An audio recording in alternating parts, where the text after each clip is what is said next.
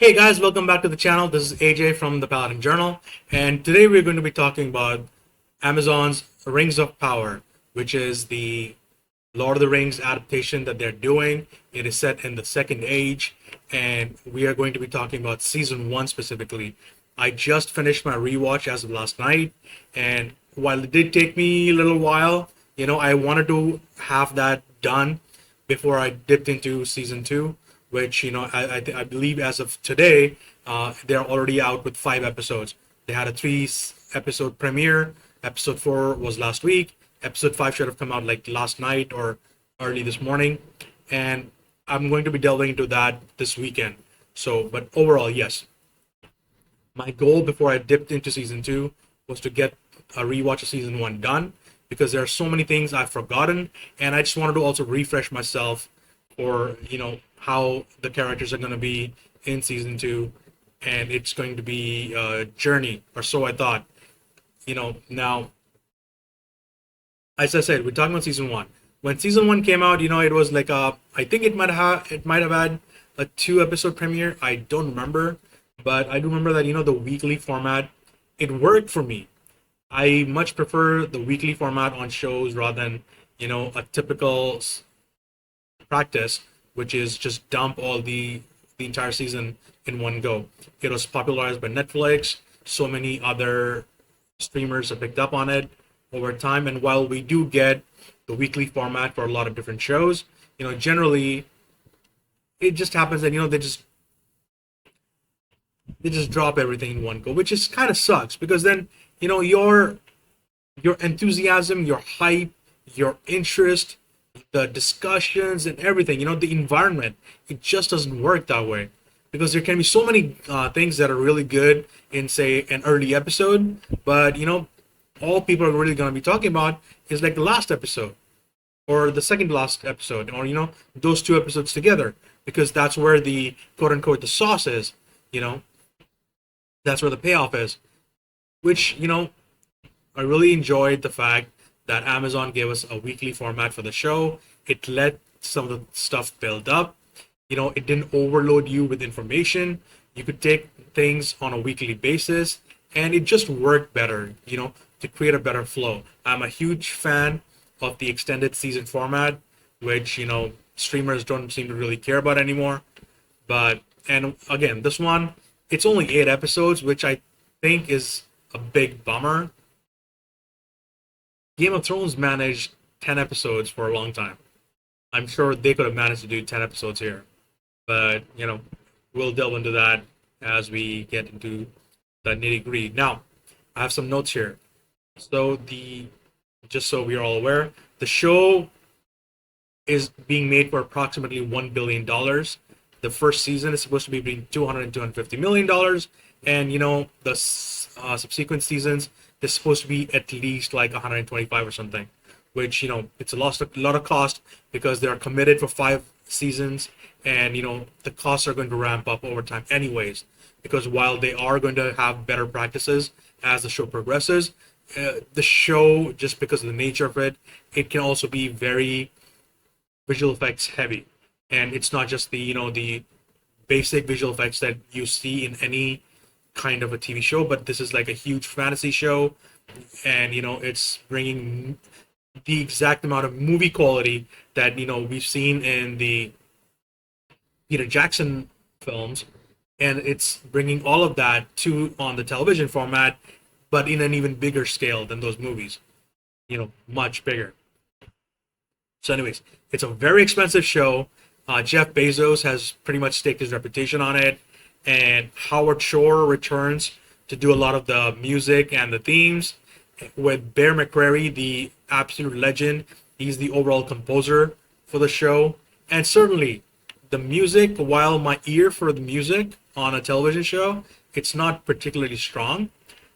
The fact that these names are attached to the show, it's a big check mark, because it's like, yeah, Howard Shore did amazing stuff on the original movies, and Bear McCreary, being a huge fan of his for a long time, from all the way back in the late '90s when I first got introduced to his work, and then most recently he did the all the new compositions for Netflix's He-Man show, the one that's with forget his name.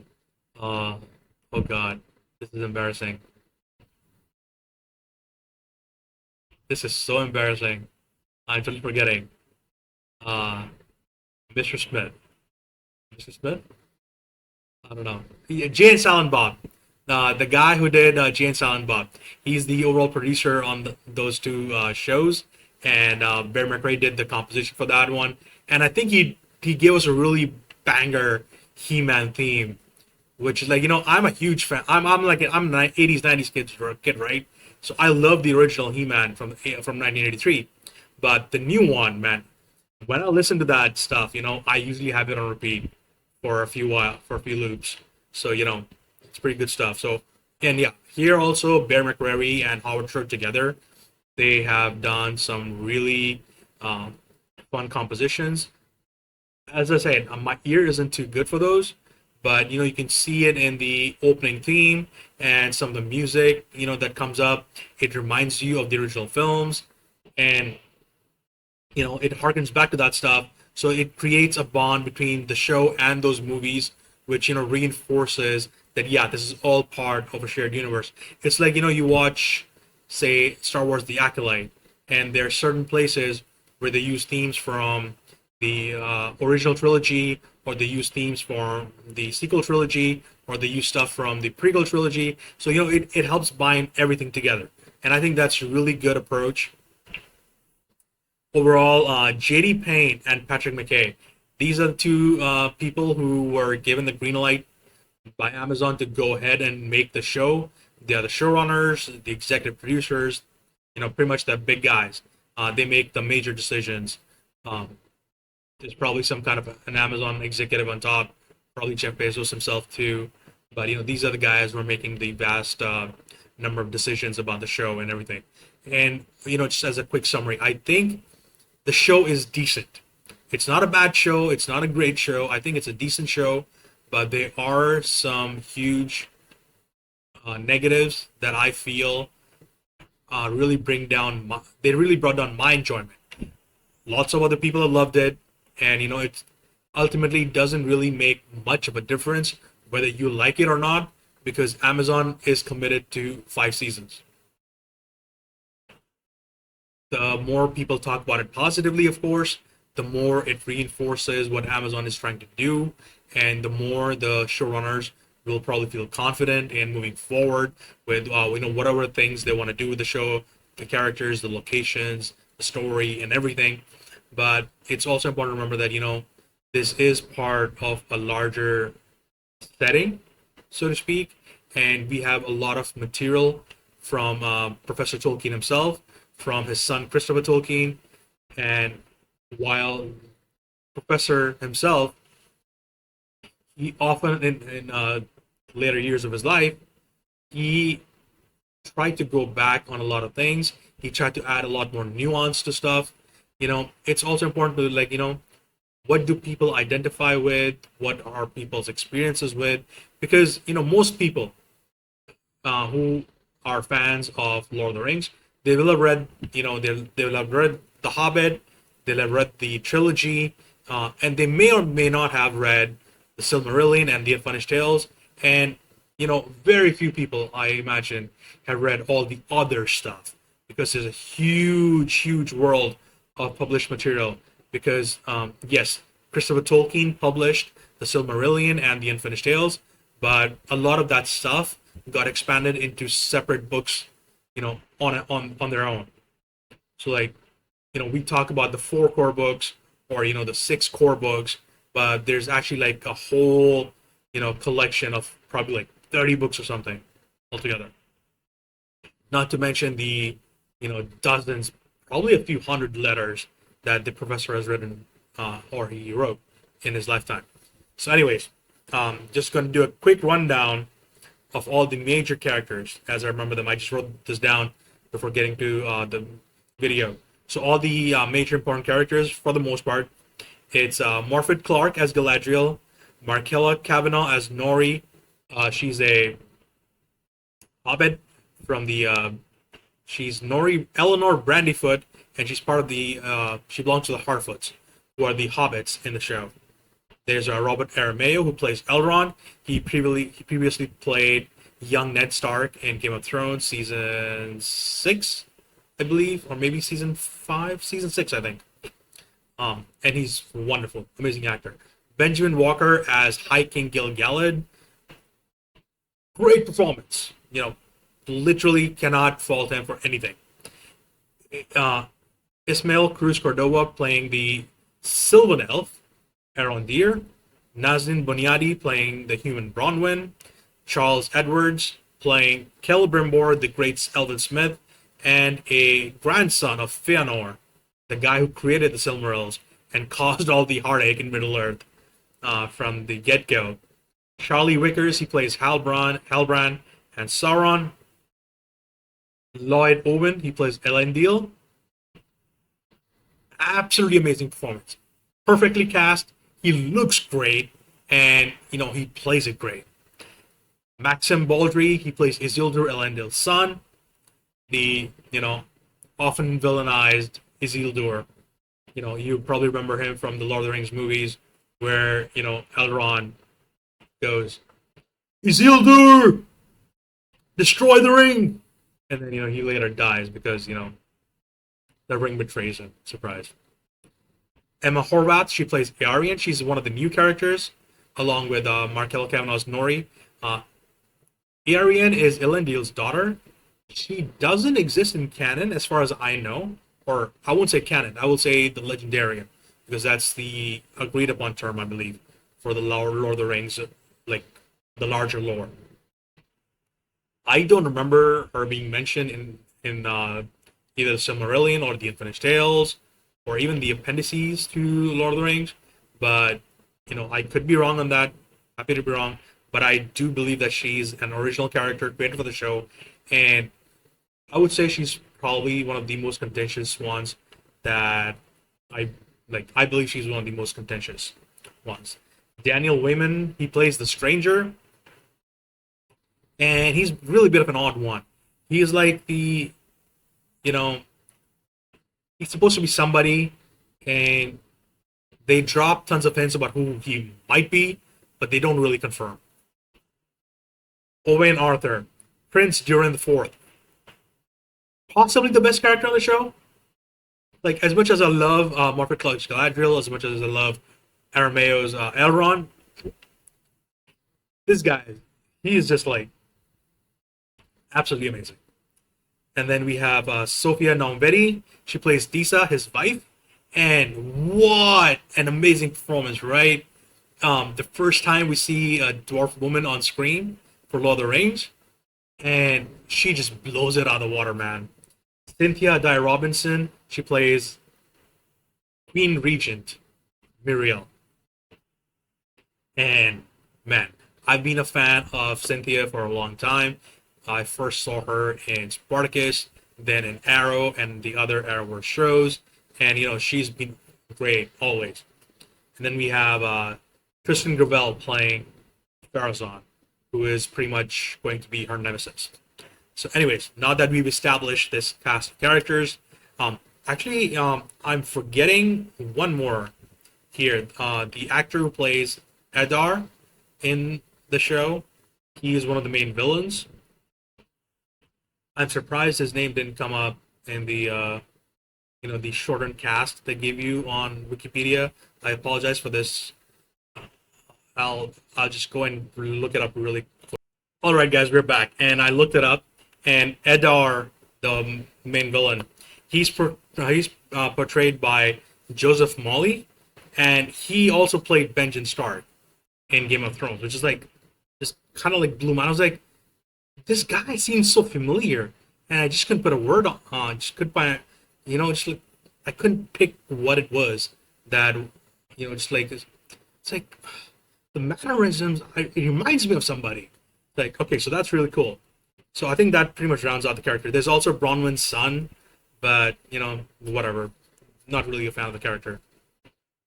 So, anyways, the story of the show is that it's been a few thousand years since the defeat of Morgoth.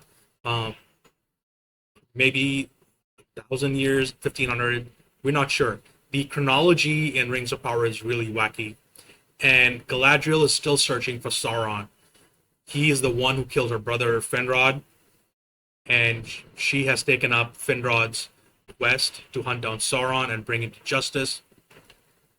Because when Morgoth was defeated and the Valar gave a choice to all the elves living in Middle Earth and to, the former lieutenants of Morgoth like Sauron, that, you can go back to Valinor, you can have forgiveness, you know, Sauron refused. He initially wanted to repent, but then, he kind of like went back on it, then he just disappears. That's what the Silmarillion will tell you.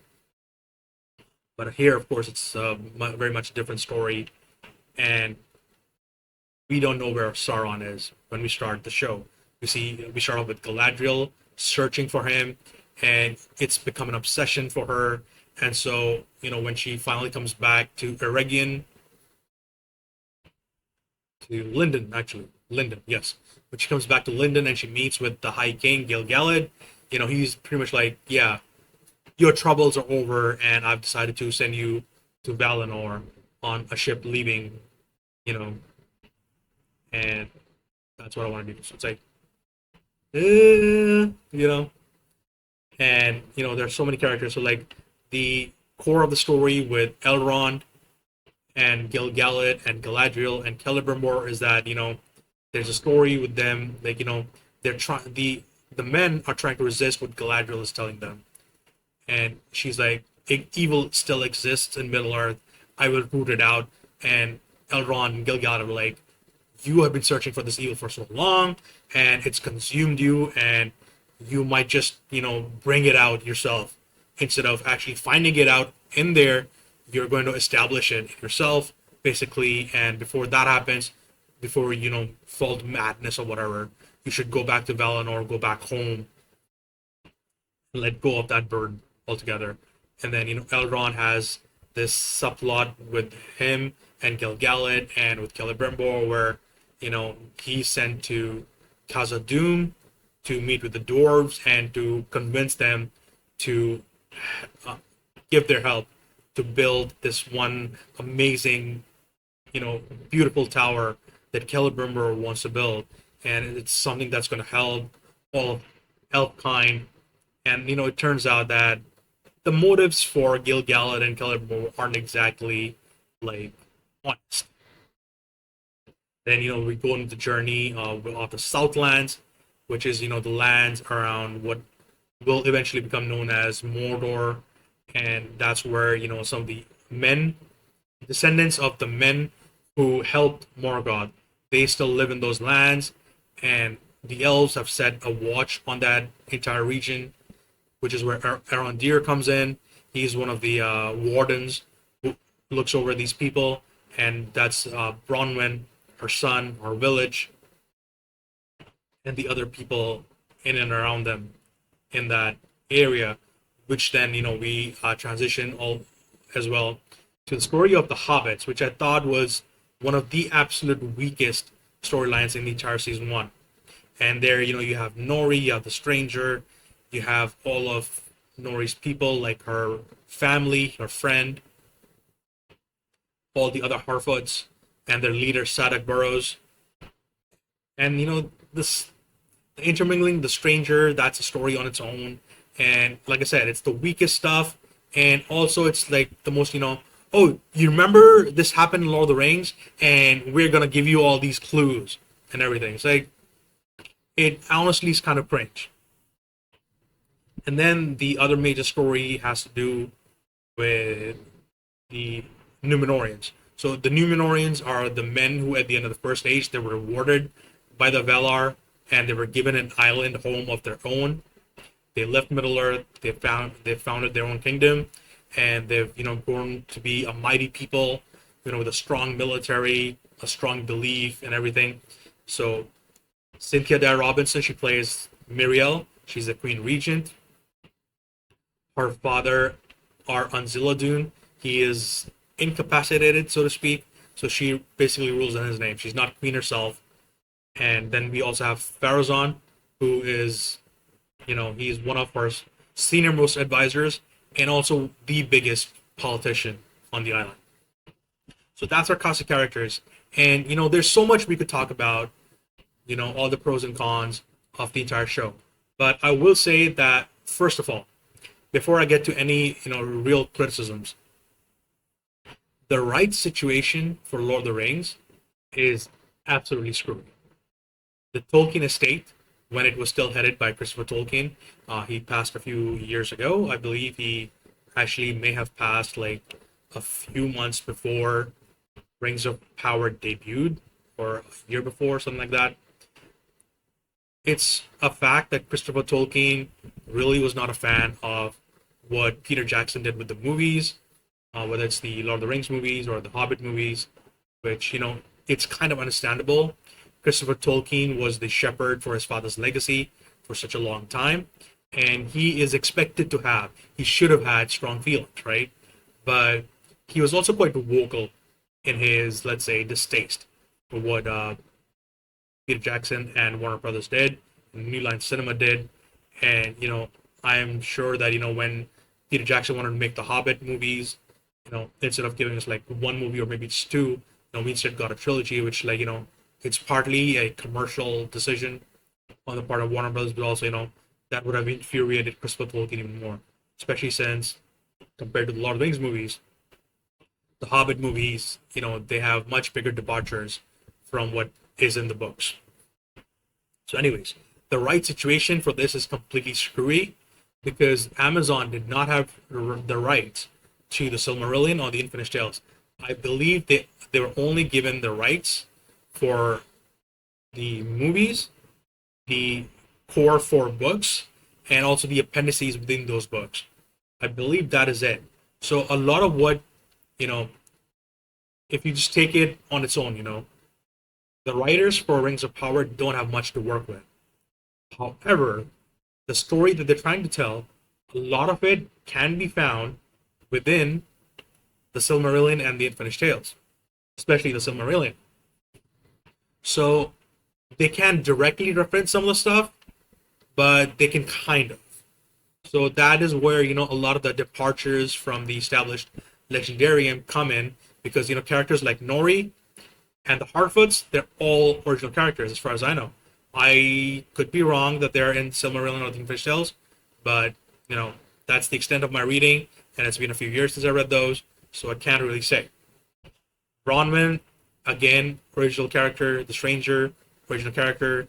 Tisa, yes, she's also an original character, pretty sure, but her being in the show doesn't really ruin anything, so to speak.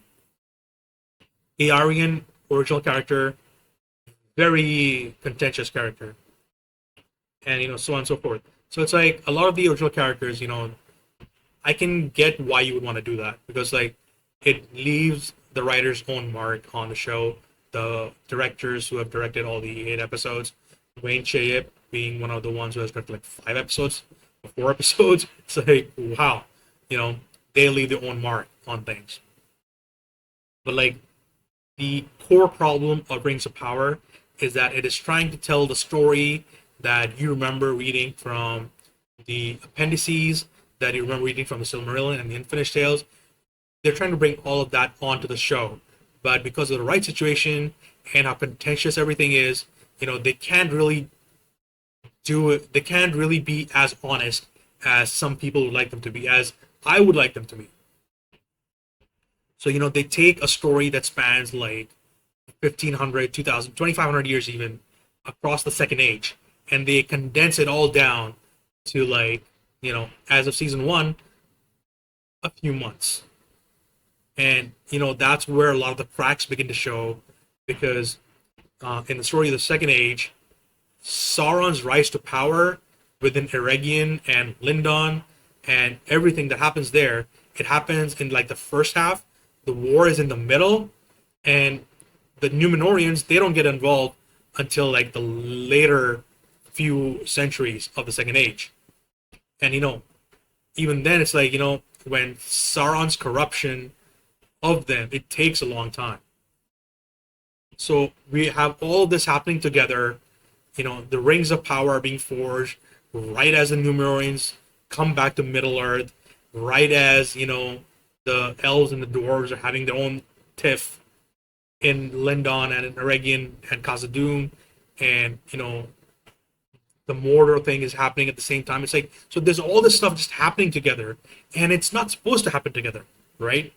But and that's my biggest contention, because like, if Amazon, like, I believe, of course, I'm not a studio executive, I'm not privy to any details or whatever, and I'm just like this random content creator on YouTube, on social media, who's just talking about stuff. But in my opinion, a better approach would have been to split the shows apart. So you tell the story of Galadriel's hunt for Sauron, and maybe that takes 2 seasons. Then you tell the story of the friendship between the elves of Lindon and the dwarves of Khazad-dûm. Maybe that's a season on its own, and that ties in at times to Galadriel's hunt for Sauron. Then you take another season or season and a half, and you tell the story of the Southlands, and then you bring it all back together, and then you tell the story of the Númenóreans, and you bring that all back together. So the approach I kind of wish that they had taken was like the MCU approach from Phase 1 and 2. You introduce all the characters in different projects, and then you bring them all together for one big project. So something like that is, I believe, what would have been better. It would have been more honest to the published material. But here we are, and if I just keep harping on about it, then it's like, this would be a very, very sad video, and I don't think people want that.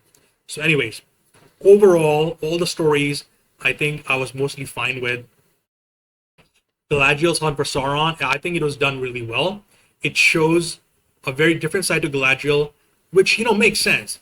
She's at this point in time in the Second Age. She is not the Galadriel that we know from the end of the Third Age, from the movies, because literally that's the end of the Third Age, and the Third Age itself is like 3,000 years. It spans 3,000 years, and Galadriel in those books, in those movies, she's pretty much towards the end of her life in Middle Earth. Whereas this one, she's right smack dab in the middle. The First Age, she's seen, uncountable horrors since coming to Middle Earth. She's lost pretty much her entire family. Like, all of her brothers are dead. Her father's dead. Probably her mother's also dead. Yeah, I'm not sure about her mother, but definitely her father's dead. Her brothers are dead. Most of her cousins are dead as well. Her greatest cousin is Fëanor. He and all of his brothers, and which one of them being her father, and Fëanor's sons, they're all dead.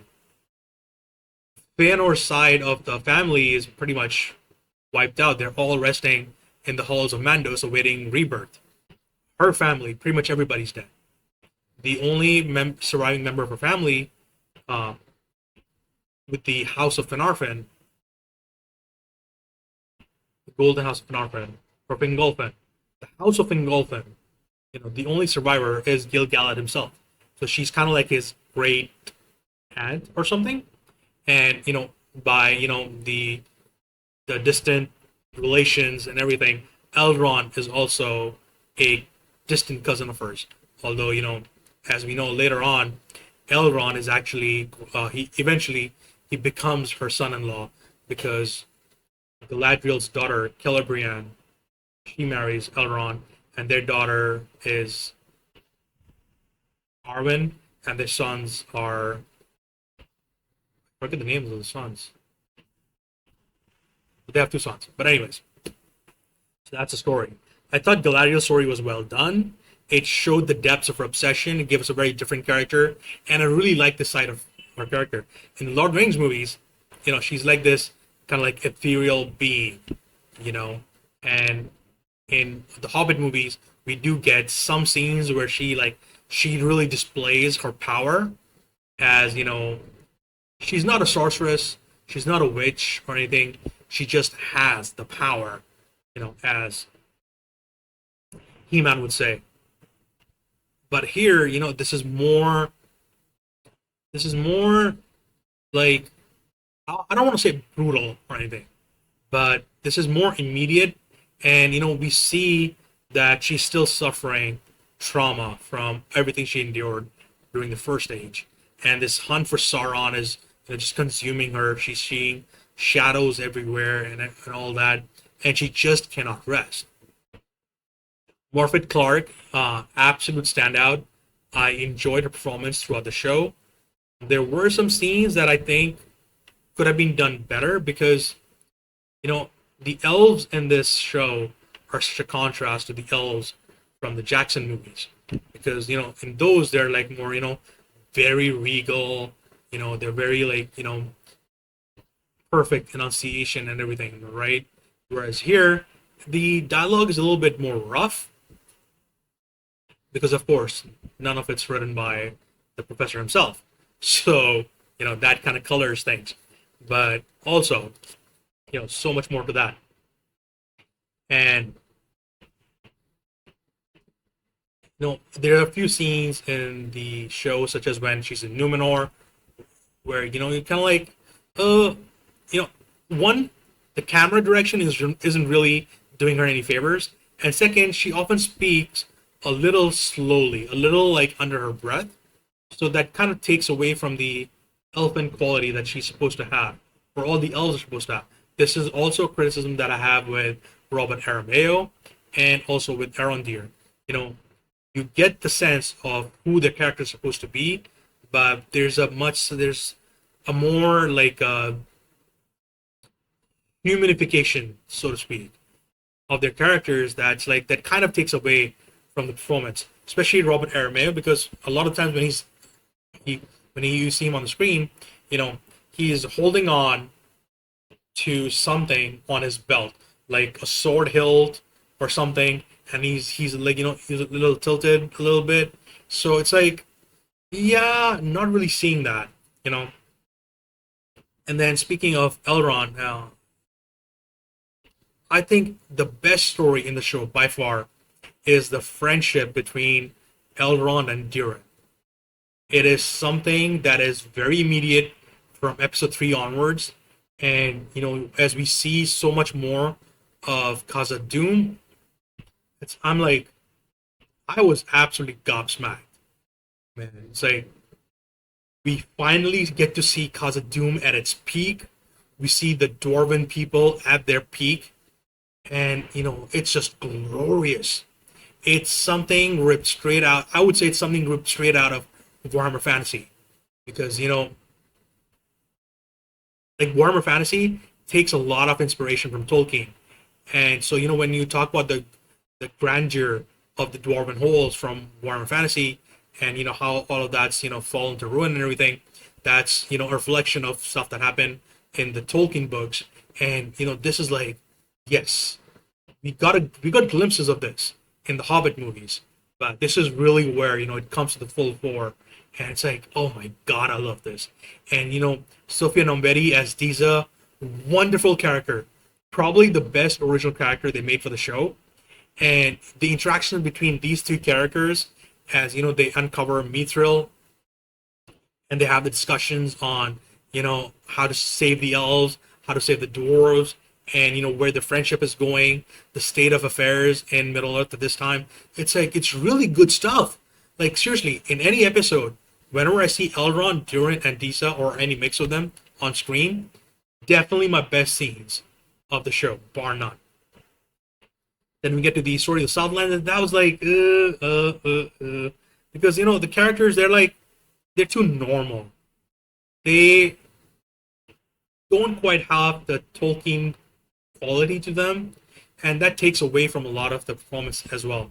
Because we have Bronwyn, her son Theo, and their village butcher, Waldreg, some of the other characters, and it's like, yeah, I can kind of see it, but it's like most of the story is original, so it's like, what are we doing here? And then Bronwyn has this like love, the romantic relationship with Arondir, and that's too referential, because that's referencing the tale of Baron Luthien from the first age. That's referencing the relation between Arwen and Aragorn from Lord of the Rings, because like the whole point is, as even one of Arondir's friends tells him on the show, the there's only been one or maybe like two. There have been two romances between an elf and a human, and they both ended in tragedy. The story of Baron Luthien, it ends in tragedy. It's one of the greatest stories the elves will ever tell, but it is a tragedy. And the story of Tuor and Idril, daughter of King Turgon, their story, it's a great love story, but it also ends in tragedy. Although it is not as famous as the story of Baron Luthien, because that one, just had some far-reaching consequences. Even though Tuor and Idril are the ancestors of Elrond himself, and because of that, also the ancestors of all the Númenóreans, or at least the royal family, because Elros, the first king of Númenor, he is Elrond's brother, and he's descended from, and they're both descended directly from Tuor and Idril. So it's like it felt too shoehorned in. It's like, because we want you to have all these connections with the core books, with the movies, and this is gonna be fun. And they kind of like flip the script, whereas before it's always been a human man and an elfin woman. This time it's an elf man and a human woman. So it's like, okay, definitely not my favorite bit. There were some good stuff. There were some good scenes, such as when Arondir is hunting the orcs, or when Arondir meets Eddar, and he has like this revelation, of who the big villain of the show is going to be, and everything to do with that. Which like then it's like Eddar is, I think, a really good character, but kind of let down by the fact that his story is mired up in this nonsense dynamic they made with Sauron, because we meet him as Eddar, and in the Elven tongue, Eddar means father. So is he actually Sauron? Is the stranger Sauron? Is Halbrand Sauron? It's like so confusing, right? And they don't, over the course of the show, the writers don't even give you all the tools to determine. Like, yes, you can kind of figure out by like they drag on the story for 7 episodes, and then episode 8, it's like everything just comes out. It's like, okay.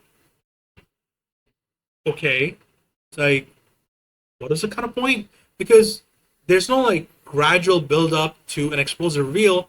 It's more like build up, hints, and then boom. It's like, okay, so we're kind of tired now. We'll just tell you stuff, but we're not going to tell you stuff. So it kind of falls flat. And then we move on to going back to Halbrand thing. He is a character that gets caught up with Galadriel, and he's involved in pretty much all the major stories from the get-go. Galadriel's Hunt for Sauron, Story of Númenor, Story of the Southlands, and the Forging of the Rings. And spoiler, turns out that yeah, he is Sauron, which is like, okay, so what was the point of all the misdirection? Because the misdirection kind of falls flat by the middle of episode 7, I believe it is, which is when Eddard tells it, "Oh, I killed Sauron." It's like, okay, don't really know what you guys are doing, but yeah, all right, I'm gonna trust what you're doing, kind of. So it's like, it's the story's kind of a mess in that aspect, right? And then it becomes an even bigger mess when we deal with the Harfoots and the Stranger, because, like I said earlier on, the story of approximately 3,000 years has been condensed to a few months, or even just a few handful of years. Because we have met all these characters like Elendil and Isildur, and by the end of the show, we need to get to the War of the Lost Alliance, which is the last alliance between elves and men, which led to the defeat of Sauron and his his huge defeat where the One Ring is taken from him, essentially, right? So all those characters need to transition to that point within a few years, only a handful of years in the show.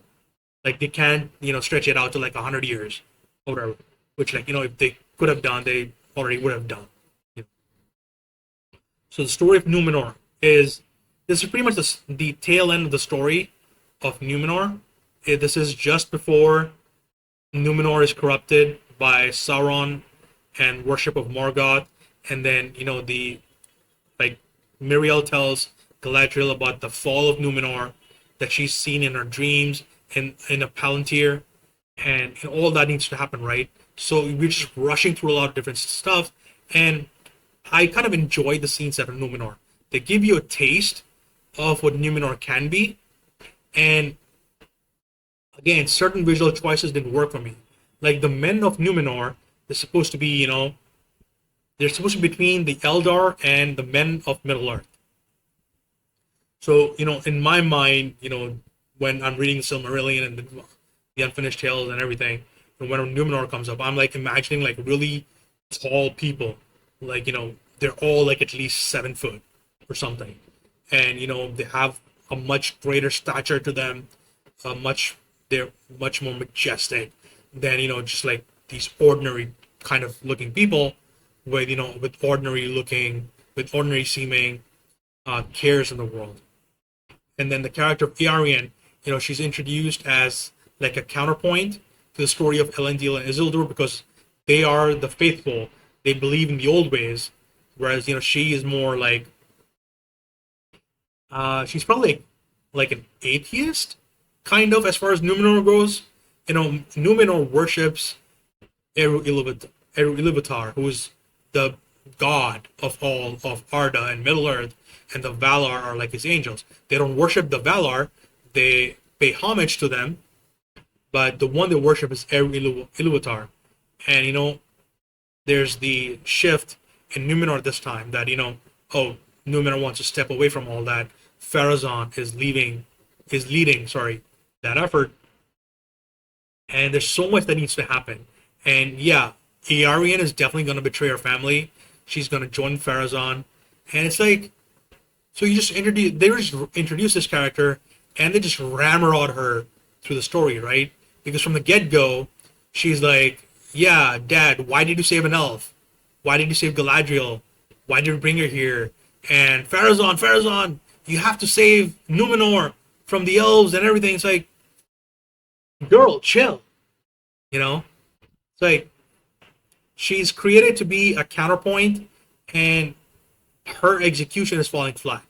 The actress herself, Emma Horvath, she's fine, but the character's seriously annoying. And I can just like keep talking about in general the performances from all the characters, they're really good. But we have the issues with the rights, we have issues with the condensing of the story down to a few years at best. And there's all this referential stuff.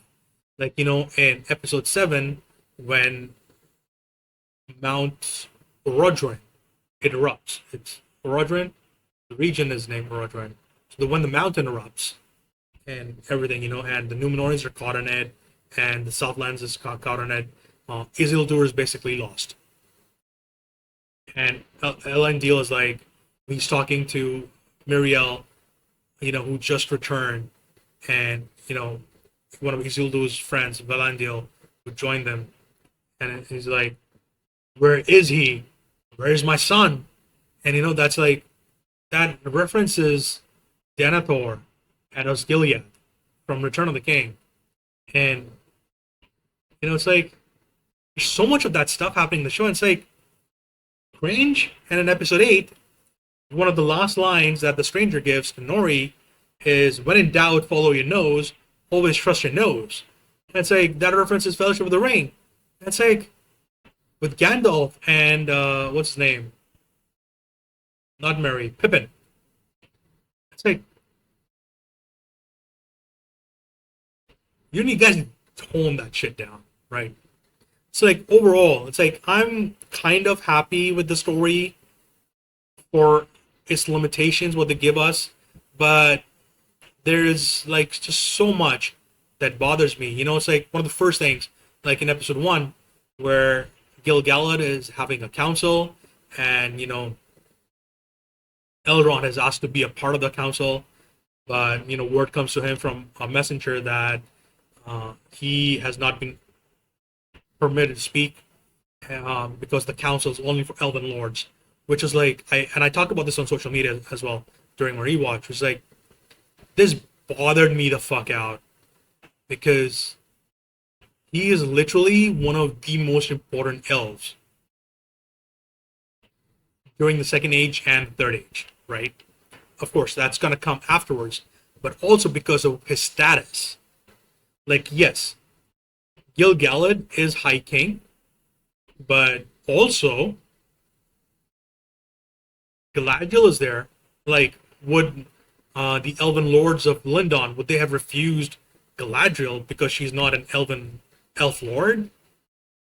Like, no, she's commander of the Northern armies, and she's Galadriel. She is literally the last surviving elf from Numenor, from Valinor. You know, like I'm pretty sure Gil-galad himself, he was born in Middle Earth.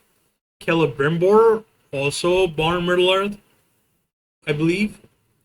And like, it's such like I said, right?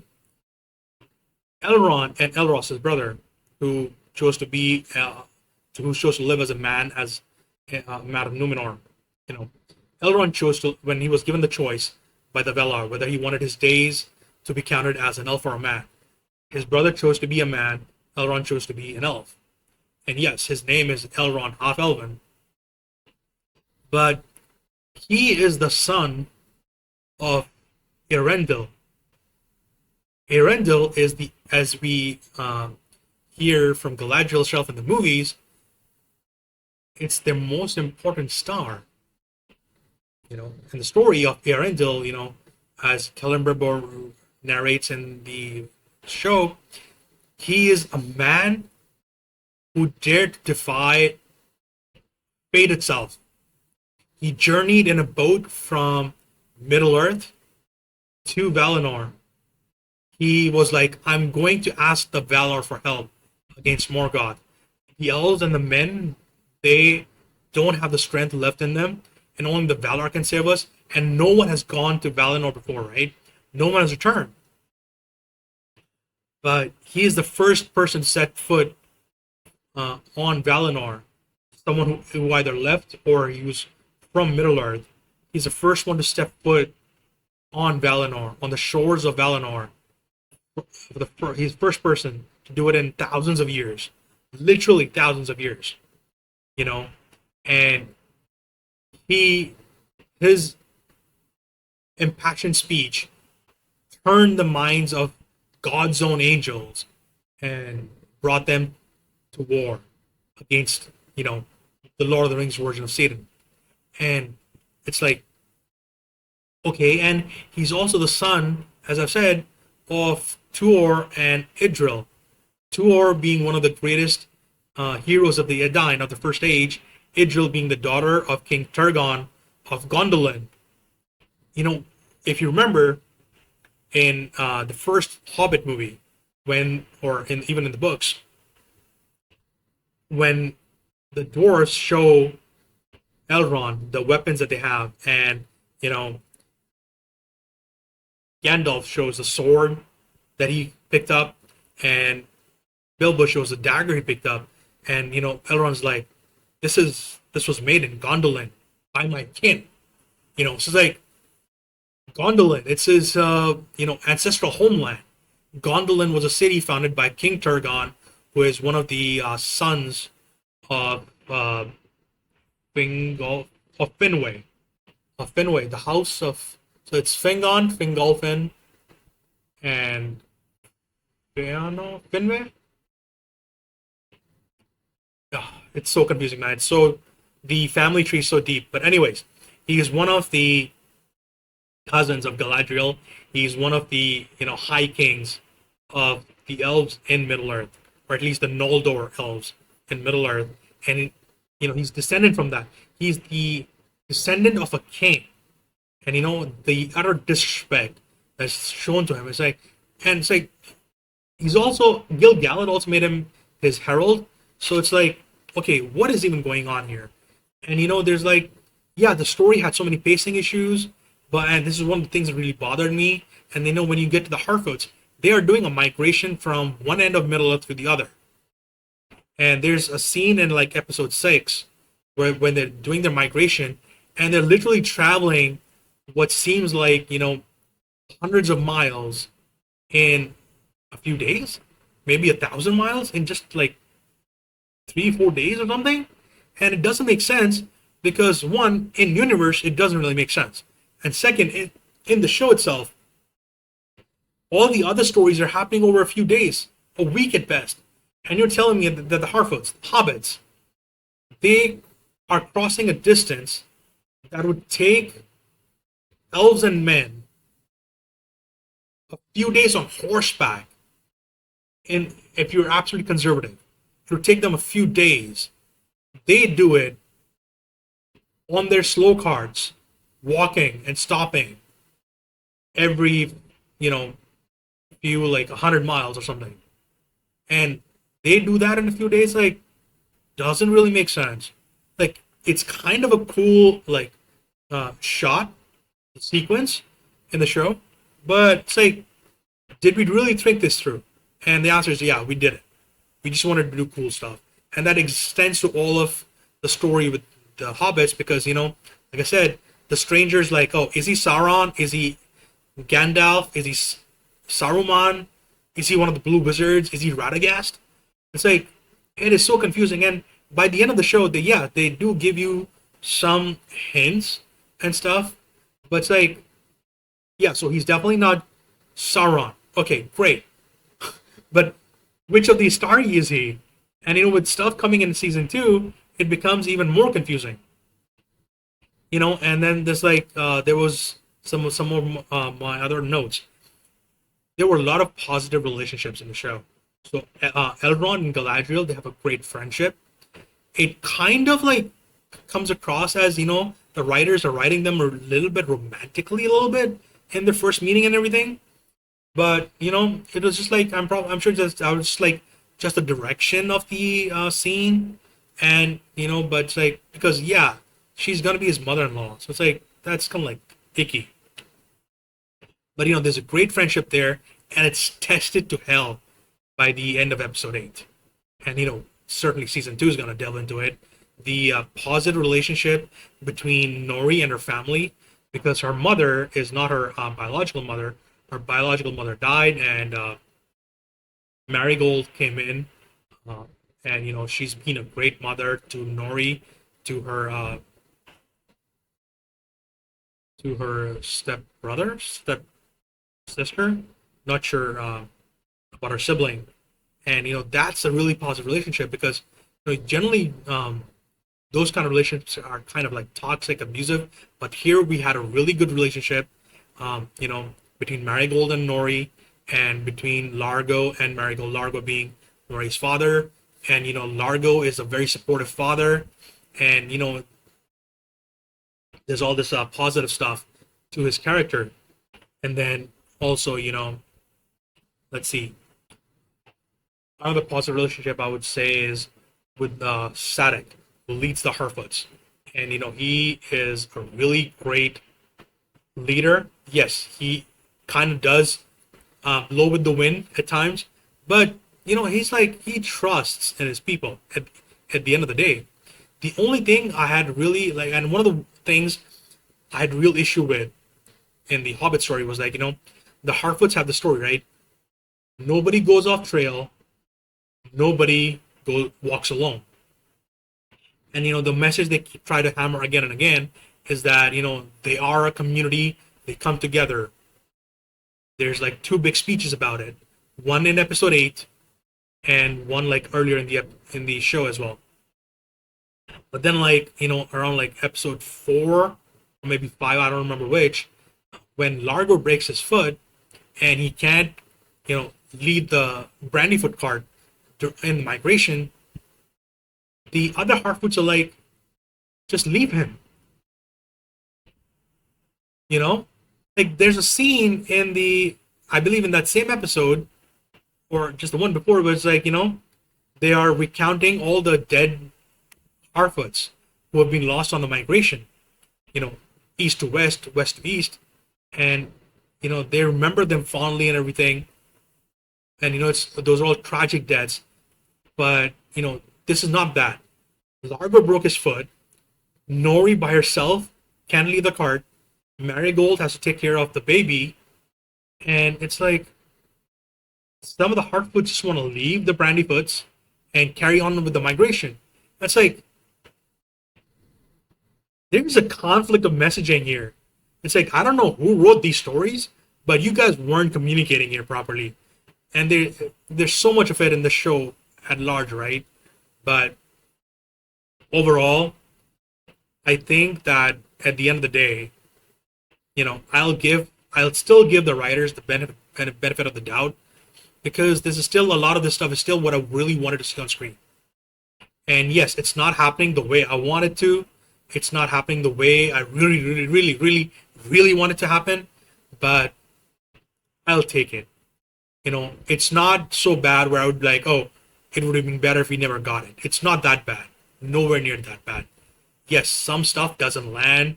There's some internal inconsistencies and everything. And, but I'm still glad that, we got some sweeping shots of Valinor. I'm glad we got to see Galadriel as a badass. I'm glad we got to see her brother Finrod. Finrod is Finrod Felagund, as the dwarves called him. He is literally one of the greatest badasses of the First Age. All right, we got to see a taste of him, and on the show we saw Elrond while he's still young. We see Gil-galad, the High King Gil-galad. He's such a key character of the Second Age.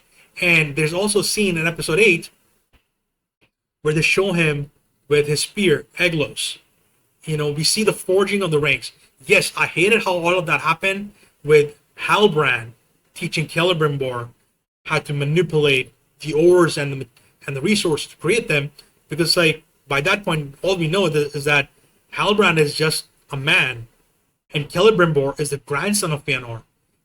Celebrimbor is the grandson of the greatest elven smith ever, and at this point in time, Celebrimbor is the greatest elven smith, second only to Fëanor, and Halbrand is teaching him about using ores and alloys and everything. It's like, yeah, not working for me. We have this wonderful contrast between the regal elves and the more like rough and tumble elves, with how Galadriel is portrayed, how Elrond is portrayed, how Arondir is portrayed. We have the absolute heroes of the show in the dwarves of Khazad-dûm, Khazad-dûm itself. They even drop the hint about the Balrog, Durin's Bane, which is like, okay, that's a little too much. But again, condensing of the storyline.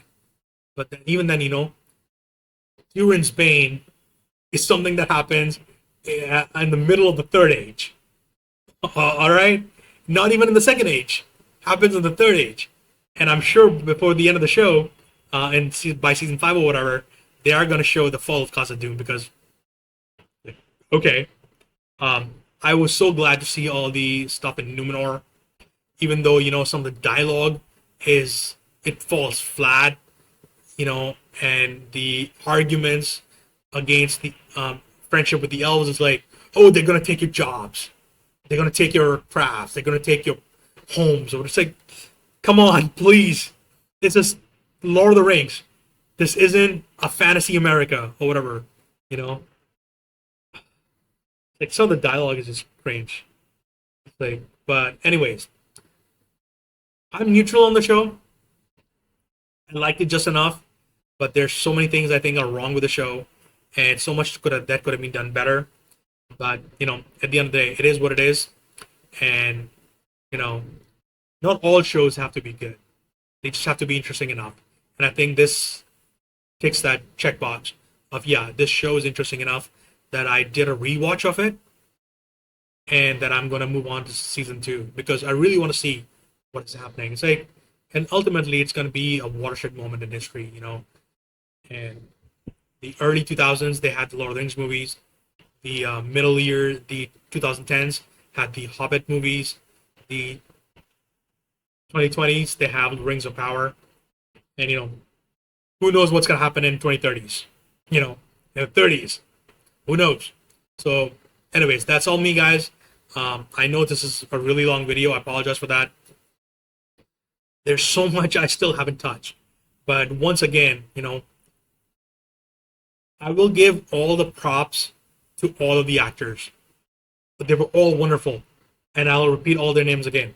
Morfydd Clark, Gladriel, Markella Kavanaugh, Nori, Robert Aramayo, Elrond, Benjamin Walker, Gil Galad, Nazanin Boniadi, Bronwyn, Ismail Cruz Cordova, Arondir, Charles Edwards, Celebrimbor, Charlie Rickers, Halbrand, Sauron, Lloyd Owen, Elendil, Maxim Baldry, Isildur, Emma Horvath, Yarian, Daniel Wayman, The Stranger, Owain Arthur, Prince Durin, Sophia Nomberi, Tisa, Cynthia Adai Robinson, Miriel, Tristan Gravel, Farazan, and Joseph Molly as Adar. You were all wonderful actors.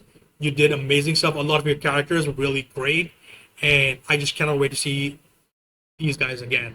You know, it's like I'll just take season two on face value and see where we go from there. I have like 5 episodes to catch up on, which is quite a bit, so I'll probably like stagger it out a little bit. So I'll probably do like the 3-episode premiere this weekend, and then episodes 4 and 5 later on in the next week, and then make a video about it to break it all up.